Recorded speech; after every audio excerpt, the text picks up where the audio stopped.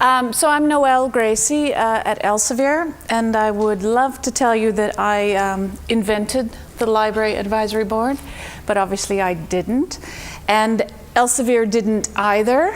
I'm actually stepping in to replace someone from another publishing group who originally submitted this as a topic, and I think it's an interesting one for all of us who are in publishing, and hopefully to you too who may serve on library boards or who may serve on boards in the future. So in terms of advisory boards from the publishing perspective, it's a chance for us to have a small group of library leaders who will talk to us in a really frank way in a confidential setting. So it's usually about 12 people. It's more than one-on-one, but it's not a giant group of people. It's quite intimate. And for us, it's an opportunity for our higher management to hear the library perspective and to interact with key librarians. It's a chance, of course, for the librarians to meet the higher management and to express their opinion and to interact with a larger group of people in our organization. And it's a chance for us to test ideas, to develop pilot studies, to discuss prioritization, and to get real stress testing on some of our strategies and how we go forward. But why would a librarian choose to do this with a publisher? So I asked some of our members why they accepted our invitation. And one said, in the end, we're all in the same business, getting research disseminated. And if we don't work together, the system won't work. To work together, we need to talk to and listen to each other. Another said, I thought a lot about the dissemination of scholarly information and how the system does and should work, and serving as an opportunity for me to share that information and maybe move my view on how the system should work forward. I'm curious, and I learned from everyone, Elsevier staff and colleagues at the meeting. And when I asked about what the purpose they thought the board served, they said, we not only engage in discussions about products, but also future trends and needs from a library perspective, much like this group does. Communication is based on mutual respect. If you don't know each other, it's easy for the relationship to deteriorate into finger pointing and blaming. And again, about change. Things change so quickly, it's helpful to have an open channel for the exchange of information. So a lot of themes around getting to know each other better and learning about new trends and how other groups are dealing with problems.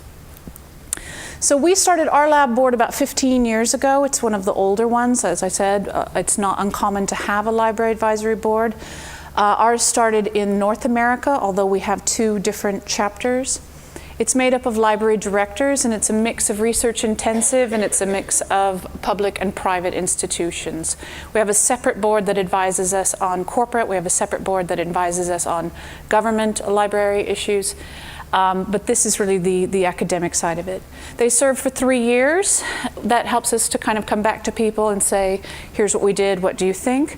But it also balances a range of opinions. We don't just want to hear from one subset of people. And as I said, we've got 2 different chapters. One is in Europe, one is North American. The North American one was a bit easier to get going because it has a bit more continuity in terms of legislation and things like this. The European one is about 12 years old, and now with European legislation also has a lot in common. But we've not done an APAC board, and I think that's really because of the differences between the different countries, and there's little continuity at the moment, and that one would be quite difficult for us. This just shows you the makeup of our board. The North America lab, of course, includes Canada as well as different regions of the US. The European board is a bit overrepresented in Northern Europe. We have several UK members. We have Scandinavian members and Holland and Belgium a bit overrepresented there. And most of it is large public. We have some private, some government, some medical, but it tends to be the major academic centers. On our side, we've elected to really choose the most senior people to listen. So the Elsevier chairman and lab sponsor is UKSG. We always have the managing directors there of sales, managing directors of product, the managing director of the publishing division. So really the top people, as well as our manager of the whole Elsevier strategy. So it's taken very, very seriously. These people come to both board meetings that happen every year, the American one and the European one. We meet from noon to noon over 24 hours. and we have short paired presentations. We just started this 2 years ago, that we would have these paired presentations, and it helps to focus that conversation. It's not just 2 hours or 2 days of open conversation, but we do a kind of a point and counterpoint, where an Elsevier member will present and a library director will present on the same topic. And this just shows you an example of that. We're talking about product development and how we look at behavioral analysis, and then the library member will talk about how they do behavioral analysis, and then we'll have a longer discussion period. Recent topics that we've discussed have been either very applied or very pie in the sky. We've looked at expanding constituencies, we've looked at open access implementation, new roles for the libraries, a lot of the things you would be discussing as well, but this is a chance to dig in. This is a chance for our senior management to hear some of the challenges you're facing and how you're dealing with them. We've looked at measuring success, and this year we're looking at data interoperability and data governance. So that's really our theme for this year in the 2 meetings. The agenda repeats in the 2 meetings. So the win-wins are that we can speak at conferences for librarians, they can speak at our conferences, since we know each other fairly well. We do webinars together, they give us ideas on what we can cover in some of our articles and on our webinars.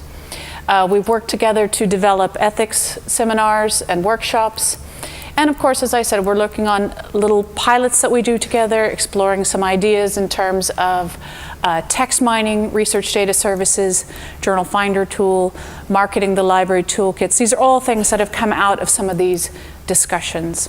And just to wind up, I think in terms of best practice, what we've learned is really to keep going back. We always close the loop at the beginning of the session to say, what did we do based on what you told us last time, and go back quarterly to tell people how we're implementing the advice they've given us. So we don't, I think the worst thing we can do is to take advice and not tell people how we've taken that forward.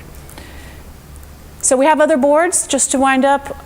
We have a journal editorial boards, of course, academic advisory boards, the Scopus boards. As I said, we've got government boards and corporate boards, but also user boards and online boards that give us advice as well.